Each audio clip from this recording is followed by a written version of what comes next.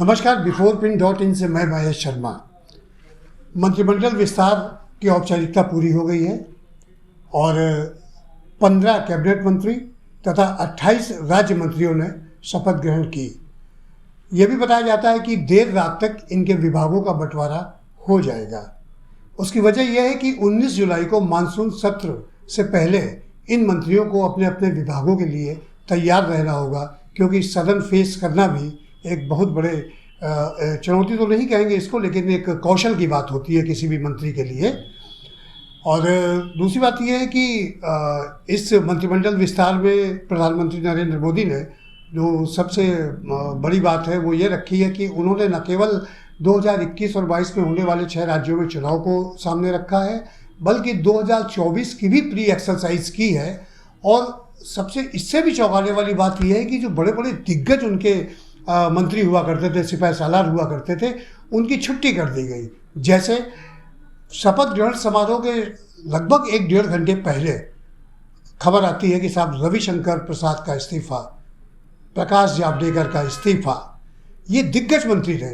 कुल 12 ऐसे मंत्रियों की उन्होंने छुट्टी कर दी और उनकी जगह जो ये नए चेहरे और कुछ ऐसे चेहरे जो राज्य मंत्री के पद पर कार्य कर रहे थे और उन्हें ऐसे 7 लोग हैं, उनको एलिवेट किया गया, यानी कैबिनेट मंत्री के लिए उनको शपथ दिलाई गई और उनको बहुत बड़ी जिम्मेदारी दी जा सकती है।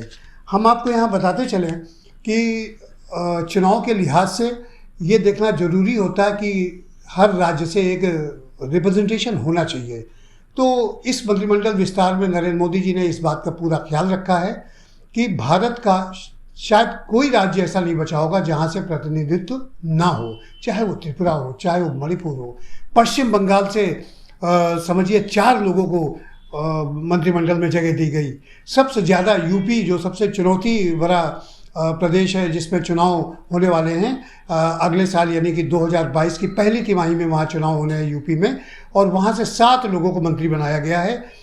पश्चिम बंगाल में 4 लोगों को, बिहार से 5 लोगों को बनाया गया है और गुजरात में भी चुनाव होने हैं तो गुजरात से 5 लोगों को जगह दी गई है। ये अपने आप में एक बहुत ही रणनीतिबद्ध तरीके से ये तैयारी की गई है।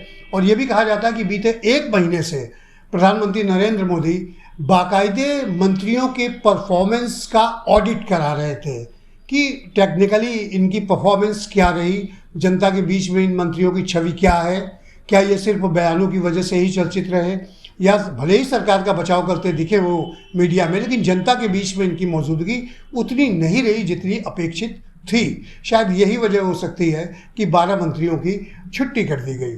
जिन 12 मंत्रियों की छुट्टी की गई, हमने पहले वाले बुलेटिन में उनके सबके नाम बताए थे, तो अब उसको दोहराने का कोई ज़्यादा मतलब नहीं बनता है। लेकिन सबसे बड़ी बात है कि जो परफॉर्मेंस ऑडिट की वजह से इन लोगों को हटना पड़ा और नए चेहरों को लाना पड़ा।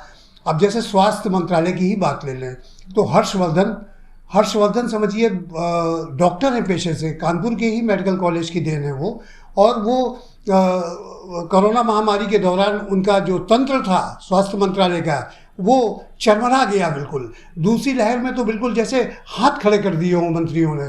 तो ये सारी चीज़ें ऐसी थी कि जनता में आलोचना होने लगी नरेंद्र मोदी की।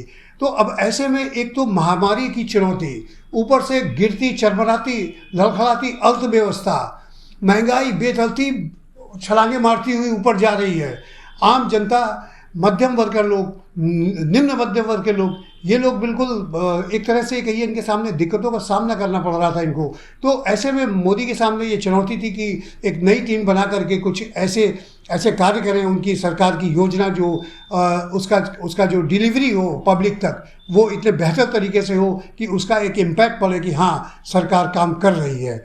अब ये सारी तैयारियाँ इनकी आज रात तक बंटवारा विभागों का हो जाएगा और उसके बाद जो लगभग 12 दिन आज से बचते हैं, ये 12 दिन नए मंत्रियों को जो भी मंत्रालय दिए जाएंगे उसमें उनके कामकाज को समझना, मीटिंग्स लेना, यानी कल सुबह से ये नए मंत्रियों की या जिनको एलिवेट किया गया है इनका कामकाज पूरी तरह से सक्रिय रूप से स्टार्ट हो जाएगा। यानी ये दफ्तर जाएंगे, मीटिंग्स लेंगे, चीज़ों को समझेंगे, सदन में क्या क्या हो सकता है, क्या क्या चुनौतियाँ आ सकती, विपक्ष क्या क्या आरोप लगा सकता है, कोरोना को लेकर के हल्ला मच सकता है। ये तमाम ऐसी चीज़ें हैं जिनमें सरकार की जवाबदेही है। सरकार की जवाबदेही न केवल सदन के प्रति है बल्कि देश के प्रति भी है।